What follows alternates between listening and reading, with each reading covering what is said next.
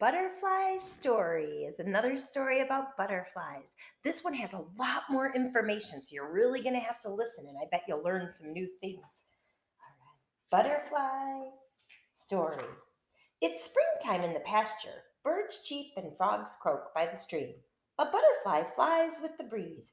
It has bright red stripes on dark wings. That looks like a really cool place to explore, doesn't it? I think so too. The butterfly lands on a stinging nettle bush. It lays one tiny green egg on the nettle leaf, then it flies to another bush. The egg sticks to the leaf, even in the wind and the rain. Inside the egg, is a little caterpillar. After a week, it begins to move. It munches at the ribbed eggshell and splits the shell open. Then it crawls out. The tiny caterpillar is hungry. It needs to eat. Crunch, crunch. It chews the fresh green leaf. Its body is soft and fuzzy with 14 stumpy legs. To move, it pulls itself up into a loop, then pushes its long body over the leaf. The caterpillar spins a silky thread that looks like a shiny trail behind it. So I want you to look right over here. This is where he pushes his body up, then he pushes it forward to go forward, and then he crawls it back up and then pushes forward. And then if you look closely down here, you can see that little tiny string. It's like a silky thread. Crunch, crunch. 5 days later, the caterpillar has eaten so much it's too big for its skin. It wriggles and finally splits its tight skin open. Then it crawls out. It puffs itself up with air and fills every fold of its stretchy new skin. The caterpillar grows wider and longer. Now it is hungry again. Crunch, crunch. The caterpillar can't stop eating. After 10 days, it has eaten so much and grown so big that its skin is too tight again. The caterpillar sheds its old skin again. It grows some more. During the next week and a half, the caterpillar outgrows its tight skin 2 more times. And there that caterpillar is outgrowing its skin, and its skin is coming off. And it does it lots of times. And there's the old skin left behind. And there he's doing it again. Wow, he just keeps getting bigger and bigger. A bird chirps, swoops down to eat the juicy caterpillar. But the caterpillar quickly drops into the leaves below by the means of that silky thread. Look at that. That is what a close call. But the caterpillar was able to drop down on that silky thread and not get eaten by a bird.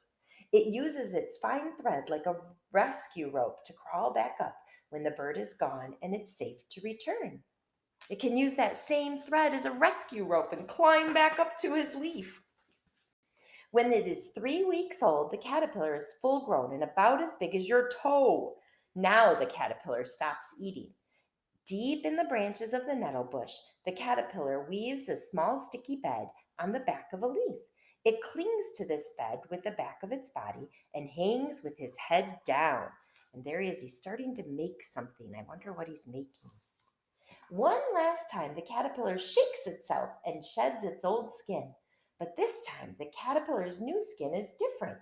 It's tight and stiff. It's called a pupa now. So the caterpillar is into a new form. It's no longer a caterpillar, it's a pupa. And this hard shell that it made is called a chrysalis. Remember, I told you butterflies make chrysalises, cocoons make moths. For 2 weeks, the hard pupa does not move. It looks like a shriveled leaf.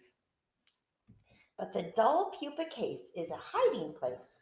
Inside it, the caterpillar is changing. Ooh, I wonder what that caterpillar is doing. After 2 weeks, the pupa twitches. Its skin cracks open. Something wet and plump crawls out. It has wings folded tightly on its back like a pack.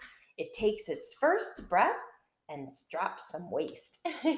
Then it pushes a special juice from its body into the veins of its wings. Slowly, the red striped wings unfold. They grow bigger and bigger while the body that carries them gets lighter and lighter. So here's where that, oops, over here, the liquid is going through the veins of the butterfly and it's making its wings open up. Isn't that cool? And as it does that, the inside or the body of the butterfly gets lighter and lighter. So this part, the liquid's coming out of and it gets lighter, but all that liquid goes into these little tiny veins in the butterfly. A butterfly is born. In 1 hour, the juice that fills the veins of its four wings will harden. So these little tiny veins have that liquid or juice in them. And after an hour, it hardens up so it can't go flat again. Those wings are always open. The butterfly has to stretch its wings all the way out by then. Otherwise, the wings will dry folded and the butterfly will not be able to fly. Whoosh, whoosh! The butterfly moves its wings up and down. They bend in the wind, but they do not break. Oh, that butterfly got his wings open nice and big. I like it. Then the butterfly spreads its wings and takes off. It dives and sails in the breeze like a living kite. Colorful, powdery scales cover the wings like tiny feathers. They help the butterfly glide smoothly. They also give the wings their bright color. So there's a powder on the wings that helps the wings and it helps the color. The butterfly has a hard head with two long feelers. The upper part of its body is strong and stiff, like its pupa case was. The lower part of the body is soft and fuzzy, like its caterpillar was. So take a look at the butterfly. The inside part where his body is, this inside, the top part is hard, like the chrysalis was, and the bottom part is soft, like a caterpillar was. That's neat. The butterfly lands on a flower and uncoils its tongue, which is used like a straw to sip the flower's sweet nectar. Now, I'm going to push this picture really close because I want you to look at this butterfly. These are the little antennae, but this is his tongue. Isn't that cool? He curls it up, and when he's ready for a drink, he uncurls it, and it's just like a straw getting that sweet nectar from a flower. So cool, he carries a straw with him.